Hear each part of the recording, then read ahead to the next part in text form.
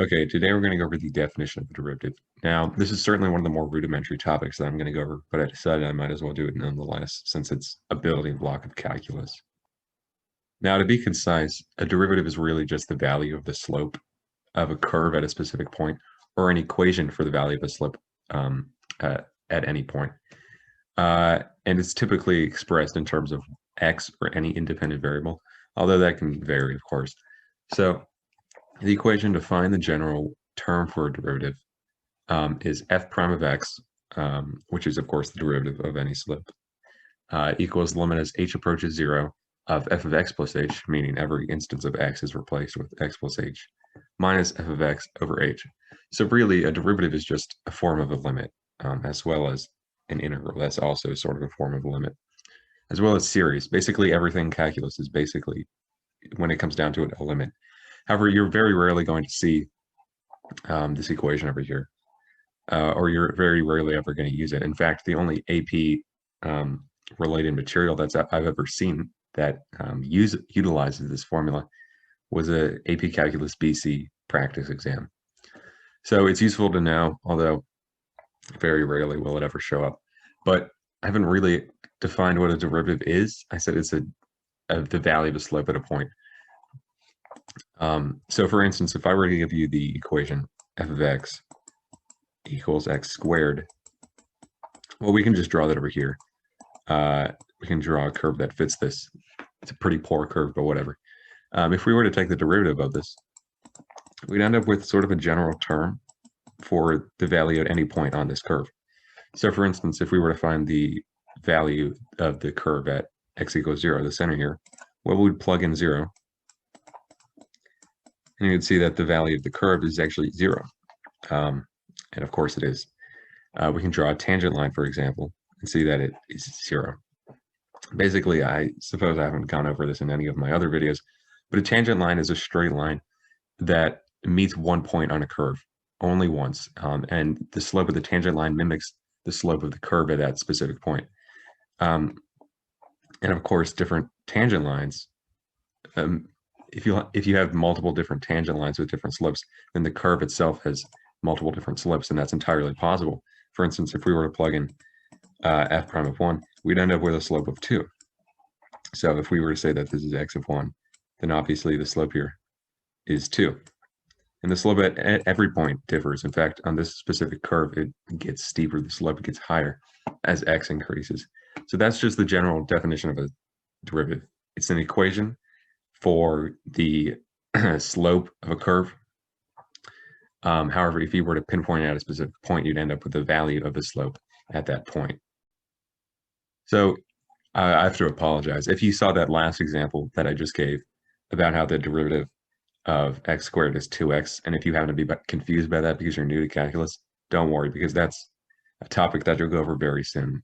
It's sort of a shortcut to find the derivative. It's called the power rule. In fact, I've made a video on it.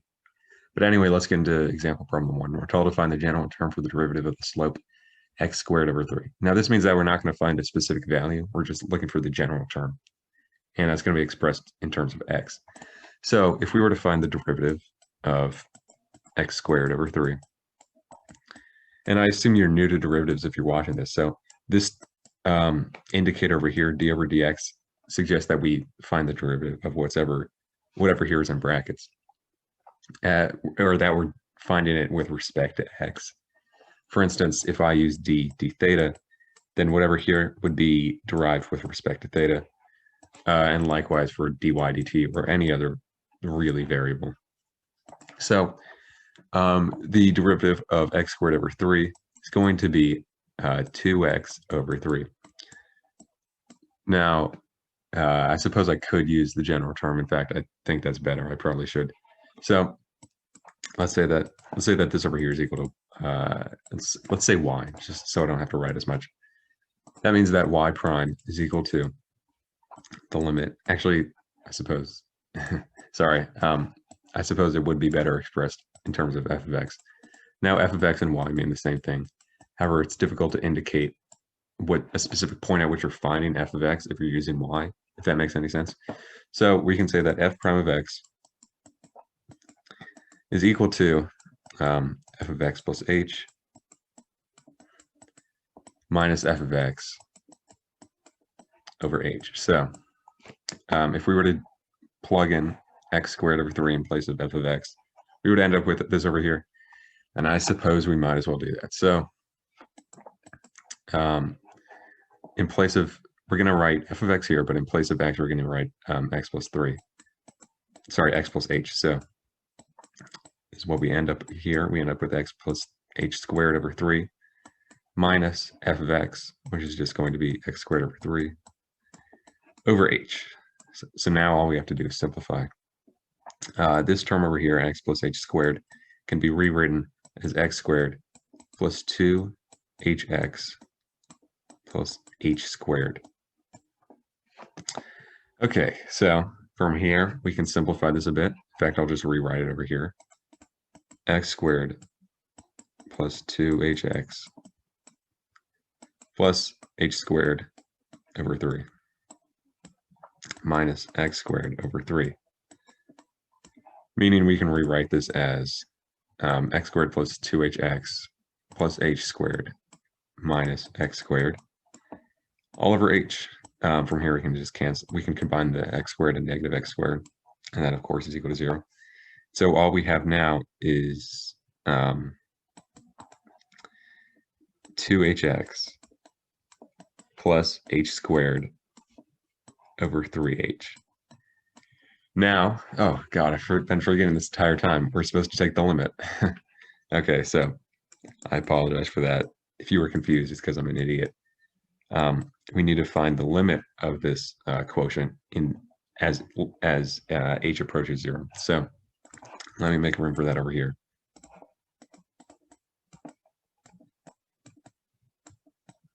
Now, if you're unfamiliar with limits, well, I'm not entirely sure if you are. You probably have gone over it recently. But if you are, then we just essentially replace. To simplify, we really replace h with 0 in this case. So, and this should be an h, not a 6. Okay, so from here we can simplify. We can get rid of all the h's. And so we end up with the limit as h approaches 0 of 2x plus h over 3. And if we take the limit, as I said, to be concise, we're really replacing h in the equation with 0. So we end up with 2x over 3. And as you can see, that is equal to the derivative we found earlier. So that is the general term for the derivative of x squared over h. And for instance, if you were to find the value of the slope of this function at x equals 2, then of course you would just write 2 in place of x, and you'd end up with 4 over 3. So this question is going to be a bit more advanced. In fact, we're going to have to derive trig functions, but I decided to make it nonetheless. So we're told to find the tangent line equation for x squared equals 3x, 2x at x equals pi over 3. So a tangent line, again, is just a straight line with a constant slope that touches a curve at one point with a similar or an equal slope. So if we were to find the tangent line of an equation, or the slope for the tangent line, then it would just be equal to the slope of the function. So for that, we're going to have to find the derivative of f of x. And I don't really feel like using the general limit term for a derivative, so I'm just going to use the chain rule. And this ends up being 6 sine 2x. And that is our derivative for 3 cosine 2x. Now, we need to write the entire tangent line. And we're going to do that in, I can't remember the form, general form, I can't remember, but linear lines are written in the form y minus a equals slope x minus b.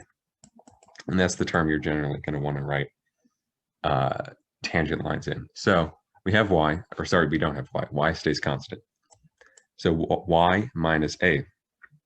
Now, we don't know a. In fact, a is just the y value for the coordinate at which the two intersect, basically. Not quite intersect, but meet.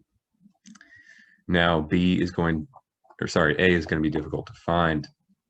However, since we have x, I suppose it won't be that difficult. So 3 cosine 2 times pi over 2, which is our y value, sorry, our x value, using this term over here, we can find our y value. And this simplifies to 3 cosine pi. Now, cosine pi is -1, so we really end up with 3 times -1. So our y value at point x, or at point pi over 2 is -3. And so a over here is actually equal to -3. And we can simplify this a bit further by just saying that it's equal to y plus 3 is equal to m, which is 6 sine 2x. I'll simplify that in a moment. Bear with me.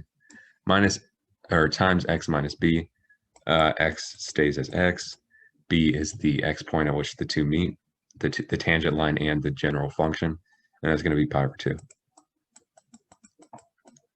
So I said I would get back to this part of the equation over here, because the tangent line should be a value, because it's not very useful to use the general term, because the slope of a tangent line, the slope of a tangent line stays constant, meaning the derivative is going to stay constant at every point. And so using a general term for a derivative is sort of redundant, but nonetheless, we might as well do this. So 3 cosine 2x, we can substitute, 6 sine 2x, we can substitute pi over 2 in place of x. And so let's just say f prime of pi over 2 is equal to 6 sine 2 times pi over 2. And we can equate this to 0, basically, because 6 sine of pi is equal to 0. If you've memorized your unit circle, then you of course know this. So our tangent line is actually y plus 3 equals 0 times x minus pi over 2.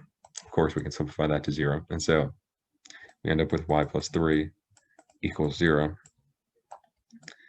We can we can subtract 3 from both sides, and we end up with y equals -3. So what was really once a genuine tangent line is now just a horizontal line at y equals -3, which is fine, I suppose. But yeah, that is the tangent line for the equation f of x equals 3 cosine 2x at x equals pi over 2. That's it for this video. If you feel I missed something, then please put them in the comments below. If you have a suggestion for a future video, then please as well put them in the comments below. Thank you.